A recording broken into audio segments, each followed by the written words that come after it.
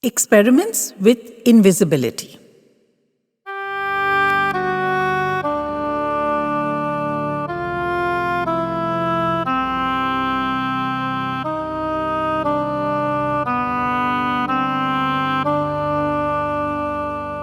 We'd received news that a distant cousin had passed away, and Grandma was upset. He'd been too young to go, she insisted, with so many older ones still standing in line. Lena admonished her. "We can't even remember him, Ma, and neither can you. So it's sad, yes, but there's no need to be morose over it. Now cheer up and tell us a story."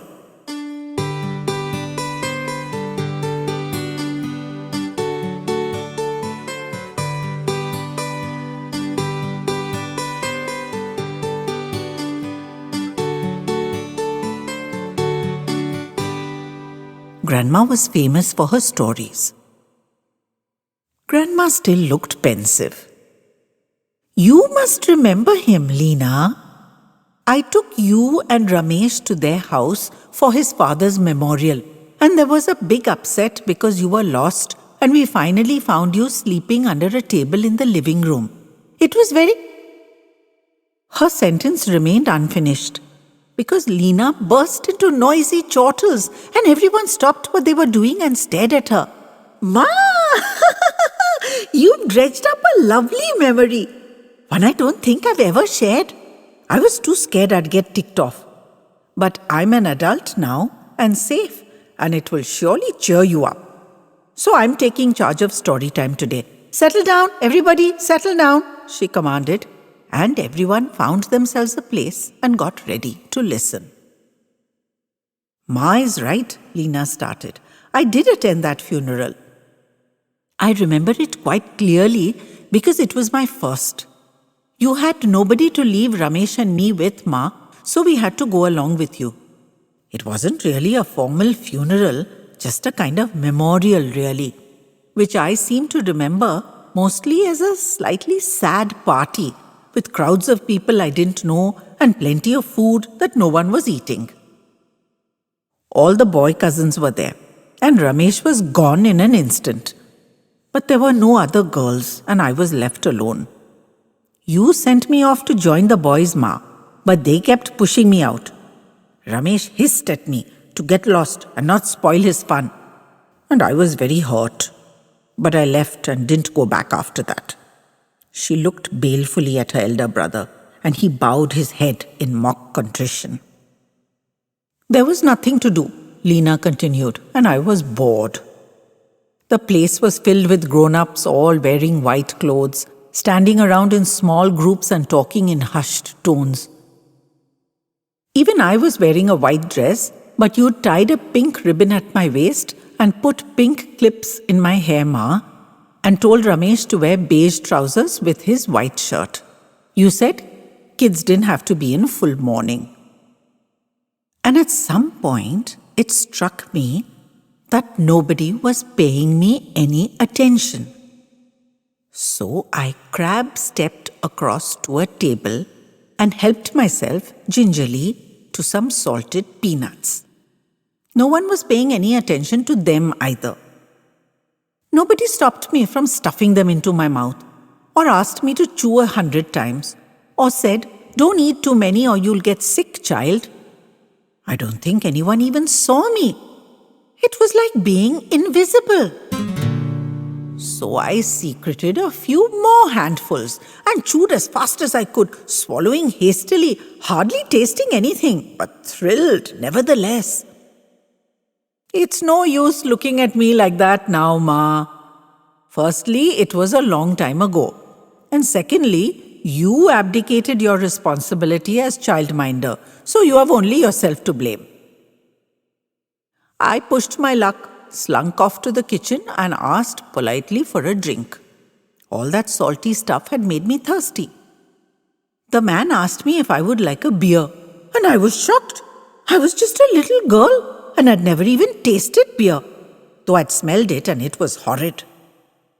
A fat woman flapped a dishcloth at him and hauled herself out of a chair to offer me a big fizzy glass of Coke. It was like hitting the jackpot. They watched as I downed it in greedy gulps, the bubbles bursting against my nose as I drank. But I'd gone too fast, as you'd have warned me had you been there, Ma, and though I tried my hardest to hold it in, I released a roaring belch. Both of them burst out laughing and swiftly offered me another. I thanked them and accepted it, but cleverly took it outside to drink. No one likes to be laughed at. Lena glared at everyone in the room as they all laughed at her too. Outside again, I felt I had to take my chances with the invisibility thing. When would I get another shot? So I slipped quietly amongst the men. They might pat my head and smile at me, but I knew that nobody would get involved. I just had to steer clear of Dad, because he may not have stopped me, but he might have sent me off to you, Ma, and that would have put paid to my adventure. The men were talking of boring things, but I spied some more good grub there. No wonder no one was interested in the peanuts. I realized that if I gazed silently at somebody long enough, they'd offer me a kebab on a toothpick and then promptly forget about me. This was my ideal. I counted 11 toothpicks in my pocket later, so I must have gorged. I soon began to feel stuffed and bored again, so I went looking for Ma. Grandma intoned that it was about time, the greedy little thing. Lena gleefully carried on with her story. But that room turned out to be another revelation. Scattered on low tables throughout the room, I could see bowls of marshmallows and chocolates. None of the women were touching them or even looking at them. They looked abandoned and uncared for, and I ached to give them some of my special brand of love. I poked my belly all over with an anxious finger to see if I could make a few pockets of space for them. After all those peanuts and kebabs, I was willing to put in my best effort. But I knew I had to be very careful. This was a dangerous room. Mothers, even other people's, are far more alert than fathers. So I hid under a table and occasionally snaked my arm out for handfuls of goodies, which I crammed higgledy-piggledy through my teeth. I regret to admit I hardly managed a few mouthfuls until my tummy was filled so tight I couldn't have slid in the meltiest bit of marshmallow anymore or it would have exploded. And I daren't put chocolate in the pockets of my white dress or I'd really catch hell from you, Ma. I regretted those 11 kebabs then.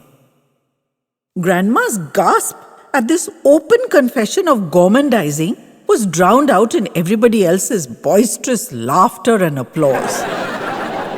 Much later, I was shaken awake. It seems there'd been a bit of a rumpus as you'd all thought I'd gone missing, as you said, Ma.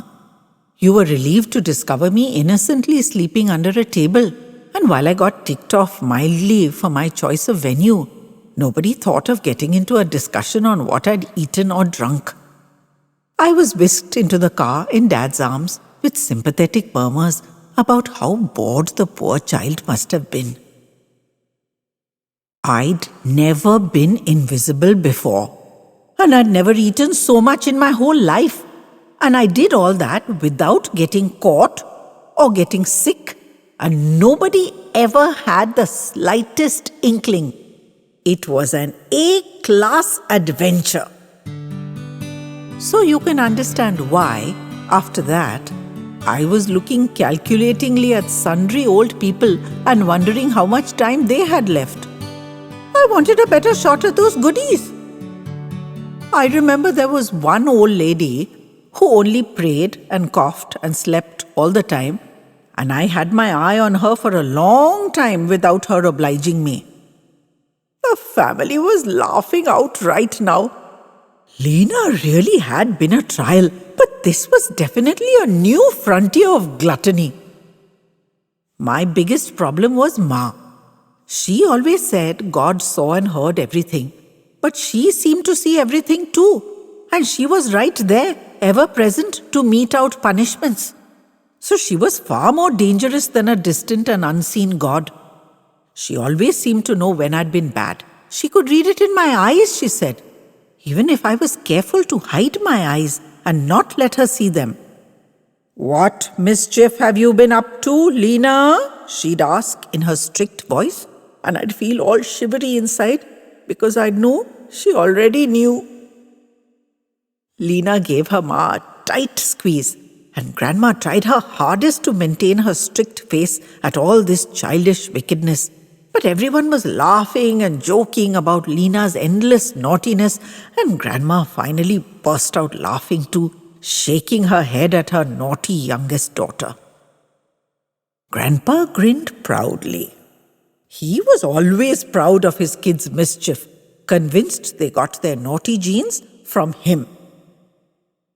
Lena relived the full, delicious wickedness of her childhood escapade as she leaned into Shiv's protective embrace and snuggled up to him, wagging her finger threateningly at her own two daughters.